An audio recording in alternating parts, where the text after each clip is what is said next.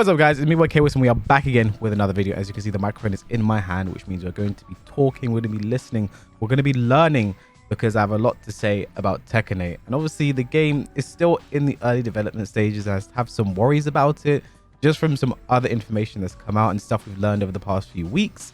And I believe now is like the best time to get in that stuff, because they have the best time to address any concerns and go from there, etc. So it gives them ample development time. So I think we're just going to get into just a few small worrying things about the game. But before we get into that, I want to talk about a game I have absolutely no problems with, and that is today's sponsor, Final Fantasy XIV Online. You can play through 2 award-winning games for absolutely free. You get all the way up to level 60 with 0 restrictions on playtime. The free trial has 14 different jobs to choose from, which all range from your typical MMO archetypes: tank, healer, and DPS. And if you want to try out multiple jobs, you can play them all on a single character. A big thank you to Final Fantasy for sponsoring this video. You can try out the game right now by clicking the link in description and the pinned comment. Now, I know you guys, I think some people may be annoyed by like some of the negative content you see surrounding Tekken 8 from time to time, just because, oh, the game's not out there, but the game's not out. And still, I think it's still important to be skeptical and still sort of like try and do our best to make sure we can get the best game we possibly can. As Tekken 7 on release was a very bad game. I'm going to be so honest with you. Season 1 Tekken 7 was a war zone. It was terrible. It was, you know what I mean? And I don't want that kind of experience for Tekken 8 on release. I feel like, at the very least, I want an enjoyable game to come from this. And the one thing I do like is a lot of people are coming away from playing Tekken 8 and they're like, I had a good time. It's a great game, whatever. Also, I don't want to really upload this video, but by the time you see this, I might have already played Tekken 8. I'm going to be playing Tekken 8. I'm going to the mix-up this weekend. So I got in. I will be playing Tekken 8, the alpha there. So I'll answer any questions you guys have about that. I don't know when you guys will see this video, but yeah, I will be playing Tekken 8. So you guys will hear my thoughts on it from that. But one of the main things I sort of have an issue with right now when it comes to the game is the things people have talked about and stuff I've seen, is it kind of seems like they're kind of dumbing down a lot of things in a way I'm not such a big fan of. So first off, you see Rip here, Level Up Your Game. He uploaded a video talking about he played Tekken 8 Law. He played at EVO Japan. I believe he also got into the media press event as well in the NA side. So he's played a lot of Tekken 8 Law. One thing he said about Law is Law can now, so if you guys don't know, Law's DSS, he does 4-3, or he does a DSS move. He does back forward to get into the DSS and then forward 4. So like he wants to do while sending forward DSS, something is while sending forward, back forward.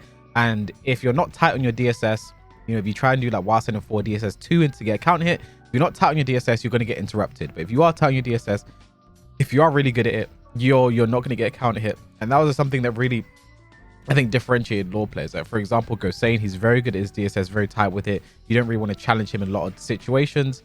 But one thing that Rip said is apparently to do DSS now, all you have to do is do hold forward. So if you were to do while sending 4, hold forward, you go straight into DSS and you would move off of that. And it just seems like they're taking away, like, the character speciality in it required to do that type of thing. You know what I mean? Like that was the mark of a very, very, very good Law player. If they could do while sending 4 DSS, 4-3 DSS all the time consistently, like in those situations, like it made Law's while sending 4 borderline broken. Because on block, you're getting pressure continue on hit whilst in a 4 DSS, like so many crazy follow-ups that he could have if you're on point with your DSS.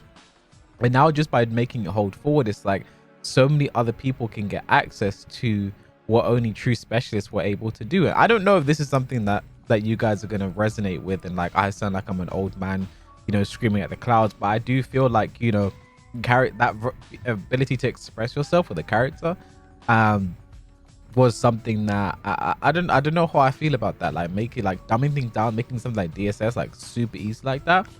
I'm not sure how I feel about that. I'm a big fan of that. I also don't know if you guys have seen this yet. So there's currently like this is the basic move list for every character that is in the alphas that will be played. So I'll be taking a look at this as well, because I will be playing the alpha.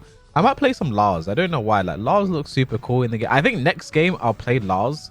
Like regardless, like I'll just be doing some Lars stuff. But I don't know if I'll play him in the alpha, just because I don't really play Lars right now. Don't know much about him. But this is about all the characters that are currently in the alpha.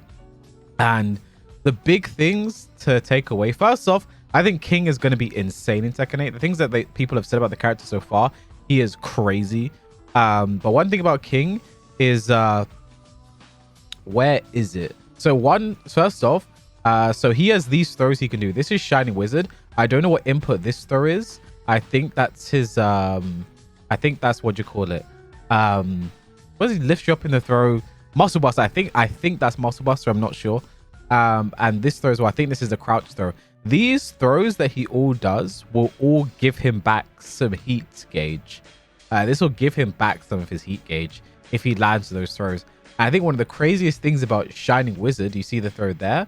Where is it? So I can't see it, but I'm pretty sure his Shining Wizard is unbreakable when it's in heat. I see this throw here. So you see, this is the one here, Freedom Face Buster on a crouching enemy, down 1+4. Cannot throw escape while he is activated, regain remaining heat time. So he gets extra heat if he lands that crouch throw there, and you cannot break the throw. See this throw here. Oh, his Jaguar Sprint throw. Sorry, not Shining Wizard. His Jaguar Sprint throw. You cannot throw escape, and while he is activated, regain remaining heat time. That is insane. So the Jaguar Sprint, when King does that, he runs in. He is completely armored, and he can do this throw, which you cannot break, and will give him back heat. And also, if you decide to duck, King's Heat Smash, I don't know if you see, it's basically his Rage Drive with the throw animation afterwards. Super fast mid that does a bunch of damage. So it's just a complete mix-up. King will run at you from far away. It's armored, you can't attack him. And he can mix you up with unbreakable throws that will give him back his heat gauge. Or he can do his Heat Smash, and it's a lot of damage. I think King is going to be insane Tekken 8. But so here's the thing. But the thing I really want to talk about, that was a bit of a diversion. Jin and Kazuya. Two things I really don't like. Well, it's one thing, but it's for both of them. You see this here, heat system. So when heat is activated for Kazuya, when heat is activated for Jin, allows the use of Electric Wind God Fist without just frame input. Now, this is something you would have seen in Mayman's video when he talked about it. And the same for Jin as well. When Jin is not in heat, allows the use of Electric Thrusting Uppercut and Electric Wind Hook Fist without the just frame input. So when you are in heat, you don't need to have the execution to pull off electrics, which is something I really don't like. And I just think this is, when you couple this with what's happened to Law as well, you know, Law's DSS has become super easy now, just forward instead. I don't like that direction of just dumbing things down, because I feel like you don't really separate the good players from the great players when you do that. Like, you know, you're playing as like a good Mishman player when like they're doing electric into electric and stuff like that. I don't think electrics are particularly hard to do as well, but like if they're doing the 4 electric combos, down 4-2 perfect electric, all that stuff, that's the mark of a good Kazuya player in my opinion. The same with the Law player. A Law player is always constantly doing while setting 4 DSS, mixing you up, you know, got all the combos on lock. Now it's not the same anymore, you know. And I do think that's something that I wish they would backtrack on. I don't know if they will, because it does seem like they want to put a big emphasis into making the game easier. Like they have the special style as well, where like you push a button and you get something, or whatever, you push a button and it does a low attack for you and stuff like that. It can do full combos for you just pushing certain buttons. It does feel like there's a real emphasis on making the game easier for newcomers. I just wish they made the game easier to learn rather than just made the game easier to play, in my opinion. So yeah, that's my old man shouting at the sky. I don't know how much people are going to agree and feel like the same way. Like, yeah, I agree, you know, maybe this stuff shouldn't be as easy as it is, etc. But yeah, like just the Law DSS thing, hearing that was what really made me like solidify my stance on what I really don't like. And obviously the electrics thing as well, I think that's really dumb, especially when you consider that electrics do chip damage without heat. In heat, they're obviously going to do more chip damage. And then with the mids that, you know, Kazuya has access to the new forward 2 heat engager and stuff like that, you know, it's kind of crazy that, you know, they're just, I feel like balancing the game's going to be a mess. It's going to be crazy. It's going to be exciting though. Like I feel like it's more fun if things start off that way, you know. It's more fun if people just doing some wacky shit at the start of the game. Like, fuck it, let's go, let's roll with it, right? But in terms of like just like making certain things easier, I don't know how I feel about that. You know, for example, like for Huang, for example, like, are they going to make it that his just frame skyrocket when he's in heat, he doesn't need to do a just frame input? You know, maybe that's something they'll do. I'm not a fan. It's okay that's only in heat, I guess. I think the law changes was the really big one to me, and it makes me wonder what else they've done or they're going to be doing across the board with other characters to make certain things easier, to just try and make it more accessible. So yeah, that's going to be all from me on this one. A bit of a rant, a bit of a negative Nelly sort of video, but just I feel like it's something that I wanted to just get out there. Obviously, I'll be playing Tekken 8 this weekend. I don't know when you guys will be seeing this video, but by the time you see it, I could have already played Tekken 8. My thoughts and feelings could already be out there. But yeah, thank you guys for watching this video. Please like, comment, and subscribe if you enjoyed, and I'll catch you guys in the next video.